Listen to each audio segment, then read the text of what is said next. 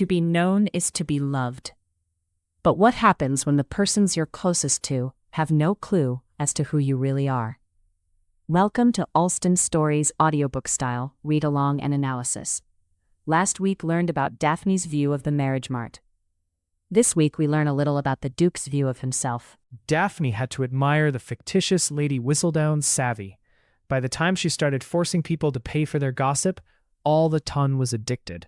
Everyone forked over their pennies, and somewhere some meddlesome woman was getting very rich, while Violet paced the room and huffed about this hideous slight against her family.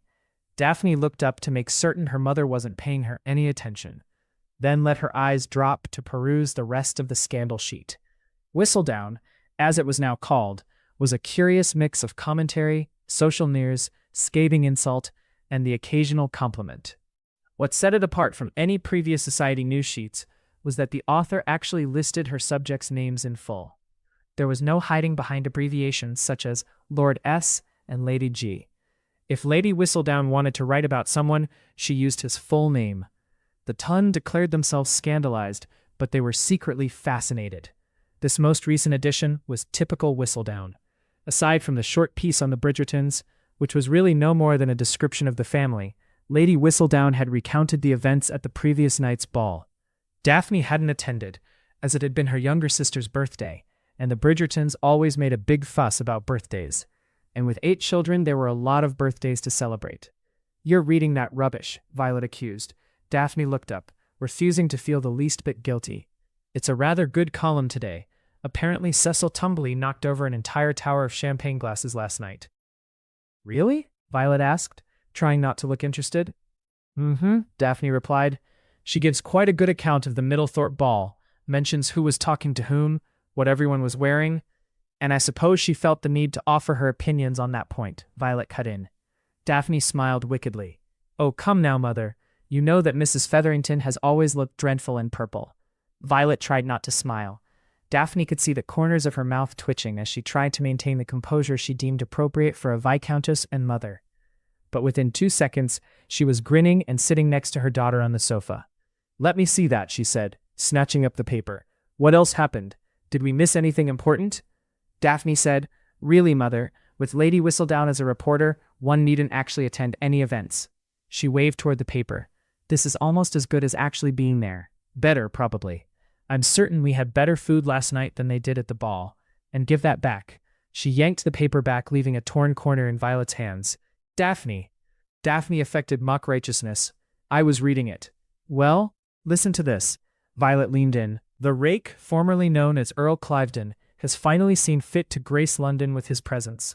Although he has not yet deigned to make an appearance at a respectable evening function, the new Duke of Hastings has been spotted several times at White's and once at Tattersall's." She paused to take a breath. "His Grace has resided abroad for 6 years. Can it be any coincidence that he has returned only now that the old Duke is dead?" Daphne looked up. "My goodness, she is blunt, isn't she? Isn't Cliveden one of Anthony's friends?" "He's Hastings now," Violet said automatically. "And yes, I do believe he and Anthony were friendly at Oxford, and Eton as well, I think." Her brow scrunched and her blue eyes narrowed with thought. "He was something of a hellion, if my memory serves, always at odds with his father, but reputed to be quite brilliant. I'm fairly sure that Anthony said he took a first in mathematics, which," she added with a maternal roll of her eyes, "is more than I can say for any of my children." Simon is described in contradicting ways. He is rumored to be a hellion, wild and reckless. But he took a first in mathematics at Oxford, which takes brilliance and discipline. Both descriptions can't be fully true. What is true is the bad blood between him and his father. Yet his best friend is shocked when Simon shows aversion to taking his title. This tells me no one really knows him, which is ironic, because something Simon has always wanted was to be accepted and loved. But he's clearly shut people out, creating the same isolated loneliness he has tried his whole life to escape. Luckily, he's about to be presented with a rather interesting proposition that he'll accept before he truly understands what he's agreed to. Now, Mother," Daphne teased. "I'm sure I would take a first if Oxford would only see fit to admit women," Violet snorted. "I corrected your arithmetic papers when your governess was ill, Daphne."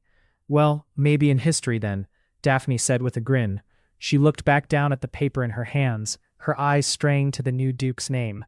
"He sounds quite interesting," she murmured. Violet looked at her sharply. "He's quite unsuitable for a young lady of your years is what he is." Funny how my years, as you put it, volley back and forth between being so young that I cannot even meet Anthony's friends, and being so old that you despair of my ever contracting a good marriage. Daphne Bridgerton, I don't. Like my tone, I know. Daphne grinned. But you love me. Violet smiled warmly and wrapped an arm around Daphne's shoulder. Heaven help me. I do. Daphne gave her mother a quick peck on the cheek. It's the curse of motherhood. You're required to love us even when we vex you. Violet just sighed. I hope that someday you have children. Just like me, I know. Daphne smiled nostalgically and rested her head on her mother's shoulder. Her mother could be overly inquisitive, and her father had been more interested in hounds and hunting than he'd been in society affairs, but theirs had been a warm marriage, filled with love, laughter, and children. I could do a great deal worse than follow your example, mother, she murmured. Why, Daphne, Violet said, her eyes growing watery. What a lovely thing to say. Daphne twirled a lock of her chestnut hair around her finger and grinned, letting the sentimental moment melt into a more teasing one. I'm happy to follow in your footsteps when it comes to marriage and children, mother, just so long as I don't have to have 8. At that exact moment, Simon Basset, the new Duke of Hastings and the erstwhile topic of the Bridgerton ladies' conversation, was sitting at White's. His companion was none other than Anthony Bridgerton, Daphne's eldest brother. The two cut a striking pair, both tall and athletic, with thick dark hair. But where Anthony's eyes were the same deep chocolate brown as his sister's, Simon's were icy blue, with an oddly penetrating gaze. It was those eyes as much as anything that had earned him his reputation as a man to be reckoned with. When he stared at a person, clear and unwavering, men grew uncomfortable, women positively shivered. But not Anthony. The two men had known each other for years, and Anthony just laughed when Simon raised a brow and turned his icy gaze upon him. You forget, I've seen you with your head being lowered into a chamber pot, Anthony had once told him. It's been difficult to take you seriously ever since.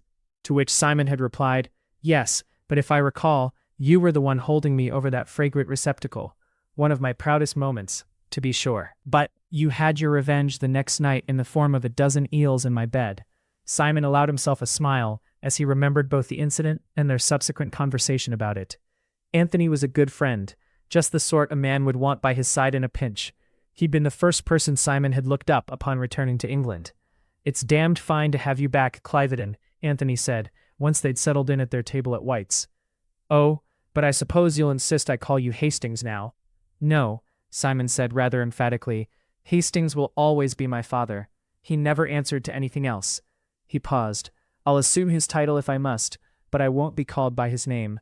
If you must? Anthony's eyes widened slightly.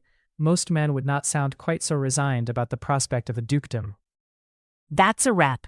We are going to have some fun learning more about Simon. Do you agree that we can sometimes become the author of our own demise? I know I sure have been. If you haven't yet, you can use the link in the description to get a copy of Julia Quinn's The Duke and I. Until next time, happy reading.